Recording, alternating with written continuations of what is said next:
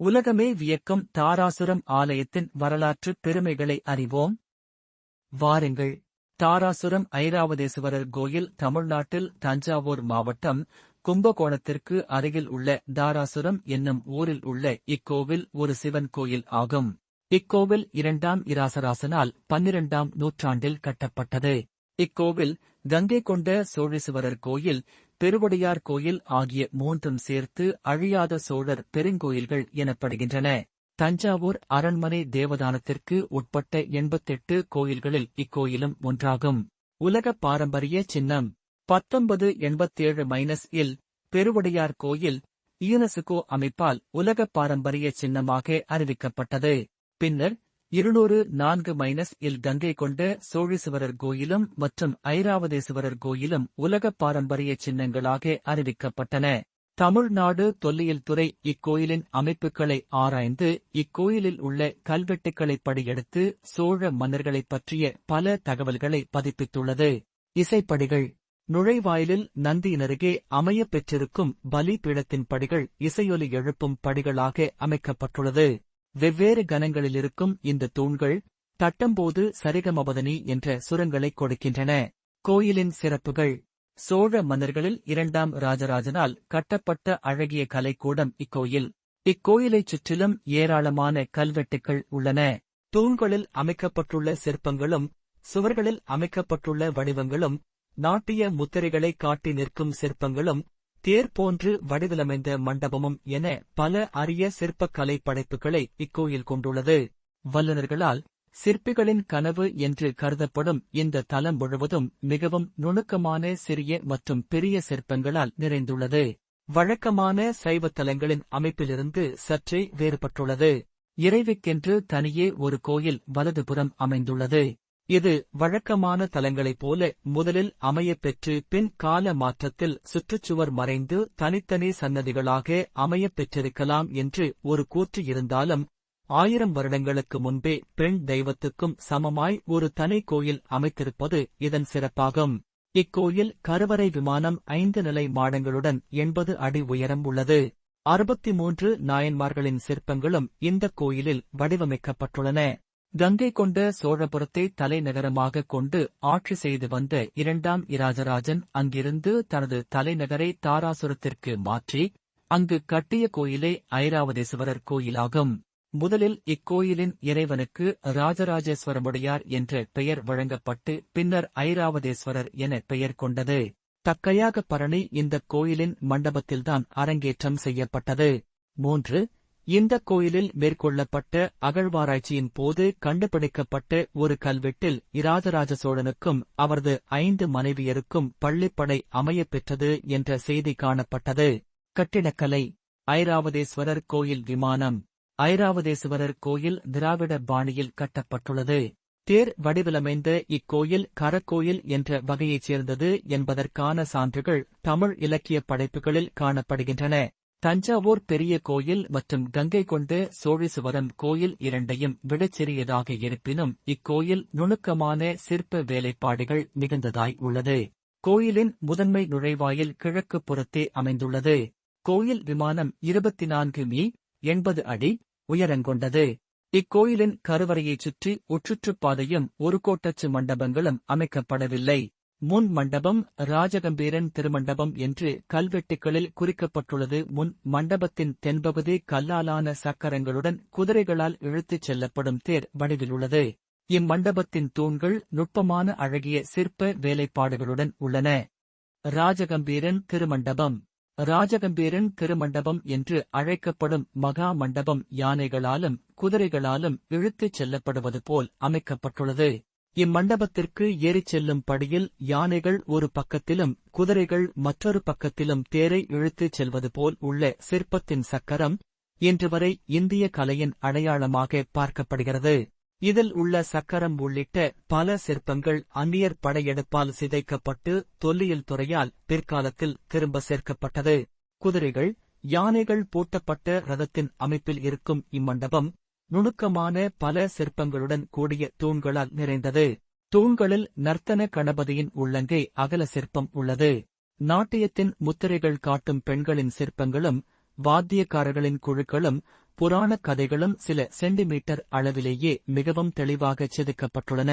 சிற்பங்கள்.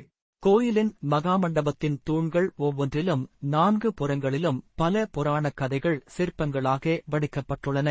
மகாமண்டபத்தின் நுழைவாயிலில் காணப்படும் கண்ணப்ப நாயனார் மெல்லிய செருப்பு அணிந்திருக்கிறார். கருவறையில் இலிங்கத்தின் இருபுறமும் துவாரபாலகர்கள் காணப்படுகின்றனர். இது பிற சிவன் கோயில்களில் காணப்படாதது. சூரிய லிங்கங்கள். 11. அபூர்வமான விலைமதிக்க முடியாத சாலிக்கிராமலிங்கம் பிரகாரத்தில் காணப்படுகிறது. பிற கோயில்களில் இல்லாத அதிசயமான சிற்பங்களும் இங்கு உண்டு. கையில் வீணையில்லாத சரஸ்வதி, பாம்புகளுக்கு அரசனான நாகராஜன், அன்னபூரணி என சாதாரணமாக கோயில்களில் காணப்படாத சிற்பங்கள் இங்கு அமைக்கப்பட்டுள்ளன. கோயிலின் வெளிச்சுவர்களில் 3 முகங்கள், 8 கைகளுடன் அர்த்தநாரீஸ்வரர், சிவனும் பார்வதியும் ஒன்று கலந்தது. மேல்கரங்களில் சிவனுக்குரிய மானும் கோடாலியும், கீழ்கரங்களில் அழகான புல்லாங்குழல் ஏந்திய சிவனும் குழலூதும் கண்ணனும் இணைந்த சிவன், காலை மடக்கி ஓய்வாக உட்கார்ந்திருக்கும் சிவன் என பல சிற்பங்களும் உண்டு.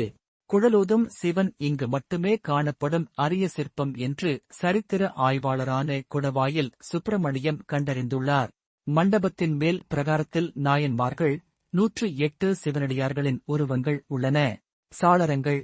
பிரகாரங்களின் மற்றொரு அழகான அம்சம் அங்கு அமைக்கப்பட்டுள்ள காற்றோட்டமிக்க மண்டபங்களாகும்.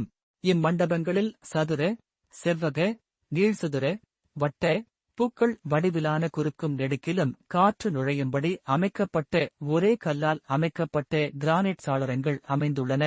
அம்மன் சந்நிதி. ஐராவதேஸ்வரர் கோயிலின் வலப்புறத்தில் வெளியே தெய்வநாயகி அம்மனுக்கு தனியாக கோயில் அமைந்துள்ளது. தல வரலாறு. 2ஆம் இராஜராஜனின் காலத்தில் இராஜராஜேஸ்வரம் என்று பெயரிடப்பட்டு இன்று தராசுரமென மருவி வழங்கப்படுகிறது. ஐராவதேஸ்வரரின் துணைவி தெய்வநாயகி. இந்திரனின் வாகனமான ஐராவதம் என்கிற யானை துருவாச முனிவரின் சாபத்தால் அதன் வெள்ளை உருவம் மாறி கருமை நிறம் அடைந்தது. தன் நிறம் மாறியதால் வருத்தமுற்ற ஐராவதம் இத்தலத்திற்கு வந்து இங்கு எழுந்தருளிய சிவபெருமானை வணங்கி சாபத்திலிருந்து விடுதலை பெற்றதாகவும், அதனால்தான் இங்குள்ள இறைவனின் பெயர் ஐராவதேசுவரர் என்று வழங்கலாயிற்று என்றும் 7 தல புராணம் தெரிவிக்கிறது.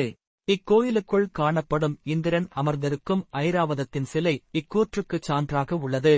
8 யமதர்மன் சாபம் பெற்றதால் கொண்டு உடல் எரிச்சல் தீர இங்குள்ள குளத்தில் நீராடி விமோசனம் பெற்றதால் அக்குளம் யமதீர்த்தம் என அழைக்கப்படுகிறது.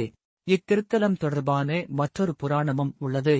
மரணமற்ற பெருவாழ்வு வாழவும் தேவர்களை வெல்லவும் தாரன் என்ற அசுரன் இத்தலத்து இறைவனை பூசித்து தவம் இருந்துதான் விரும்பிய அருளை பெற்றதால் இத்தலம் உள்ள இடம் தாராசுரம் என்றானது என்றும் கூறுகிறது நூல். தஞ்சை பெரிய கோயில், கங்கை கொண்ட சோழபுரம் கோயில், தாராசுரம் கோயில் ஆகிய 3ம் சோழர்களின் பெருமை சொல்லும் அழியாத பெருங்கோயில்கள் என்று போற்றப்படுகின்றன. 2ஆம் ராஜராஜ சோழனால் 12ஆம் நூற்றாண்டில் கட்டப்பட்ட இந்த கோயில் ஆதியில் ராஜராஜேஸ்வரம் என்றும் சுவாமியின் பெயர் ராஜராஜ பெருவுடையார் என்றும் அழைக்கப்பட்டது. பின்னர் ஐராவதேஸ்வரம் என்றும் ஐராவதேஸ்வரர் என்றும் மாற்றப்பட்டது என்று வரலாறு கூறுகின்றது. இந்திரனின் யானையான ஐராவதம் வழிபட்டு சாபம் நீங்கிய தலம் என்பதால் இந்த கோயில் ஐராவதேஸ்வரர் கோயில் என்றானதாக சொல்கிறார்கள். ஆலய முகப்பு. அர்த்த மண்டபம், முகமண்டபம், ராஜகம்பீர மண்டபம், விமானம், கருவறை மண்டபம் என எங்கு நோக்கினும் அழகும் பிரமாண்டமும் நெஞ்சை அள்ளும். புதுவிதமான சிவப்பு கற்களால் திரண்டிருக்கும் இந்த கோயில் மனித முயற்சியால் உருவானது என்றால் நம்புவது சிரமமாகத்தான் இருக்கும். தாரகாசுரன் வழிபட்டு வரம் பெற்ற தலம் என்பதாலும் இது ஐராவதேஸ்வரம் என்று ஆனதாகவும் கூறப்படுகிறது.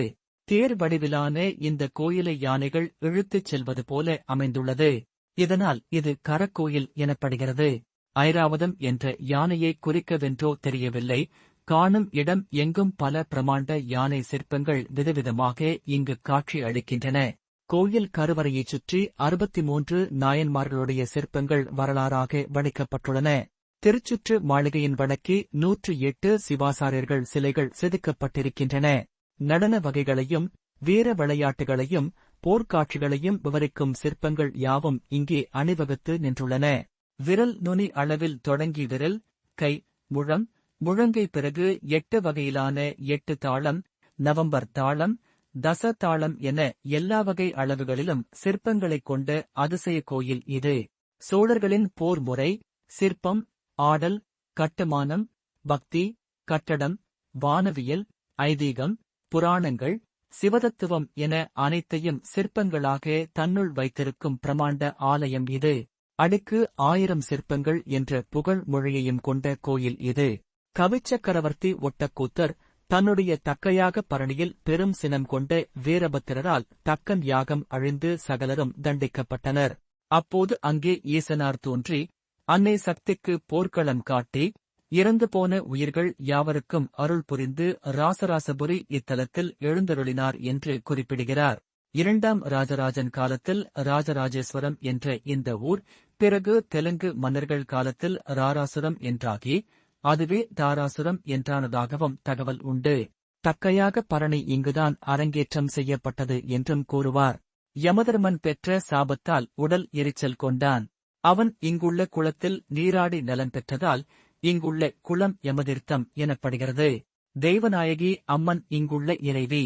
இங்கு 30 கல்வெட்டுகள் உள்ளன. கோயிலின் கிழக்கு பிராகாரச் சுவரில் உள்ள கல்வெட்டும் ராச கம்பீர மண்டபத்தில் உள்ள கல்வெட்டும் இந்த கோயிலைக் கட்டியவன் 2ஆம் ராஜராஜனே என்று அறிவிக்கின்றன. இங்குள்ள துவாரபாலகர் சிலைகள் சாளுக்கிய நாட்டின் தலைநகரான கல்யாணியில் இருந்து கொண்டுவரப்பட்டதாக கூறப்படுகிறது.